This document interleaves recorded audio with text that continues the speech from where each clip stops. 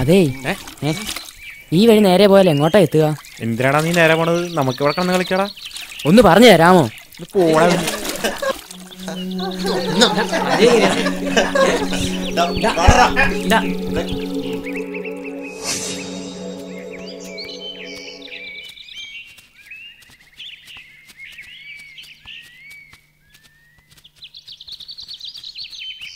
ചേട്ടാ, ഇവിടെ എന്തെങ്കിലും കഴിക്കാൻ കിട്ടുമോ?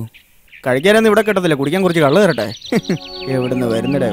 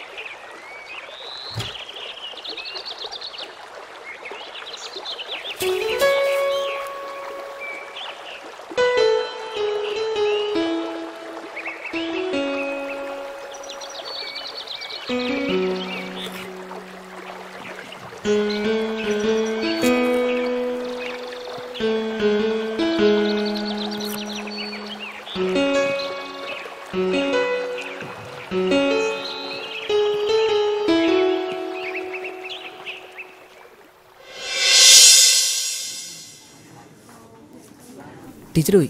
എനിക്ക് നീ എന്താ പിച്ചുമ്പയും പറഞ്ഞേ? സ്വപ്നം കാണുമായിരുന്നു. എന്തു പറ്റി?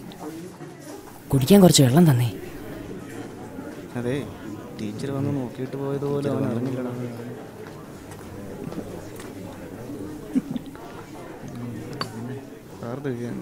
നീ എൻ്റെ കൂടെ ഒന്ന് വന്നേ.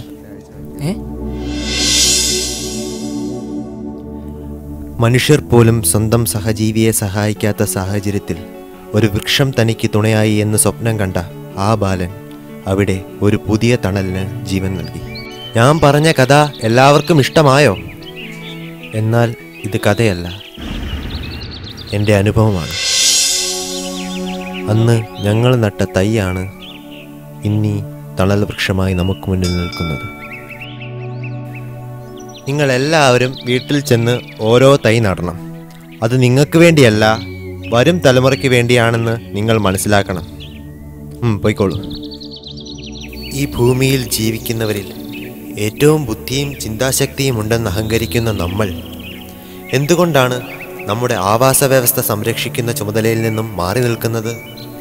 എൻ്റെ കുട്ടികൾക്ക് വേണ്ടി, അവരുടെ നാളേക്ക് വേണ്ടി, അവരിലൂടെ തന്നെ ഒരു സ്വപ്നഭൂമി വാർത്തെടുക്കുമെന്ന് ഞാനിവിടെ പ്രതിജ്ഞ ചെയ്യുന്നു.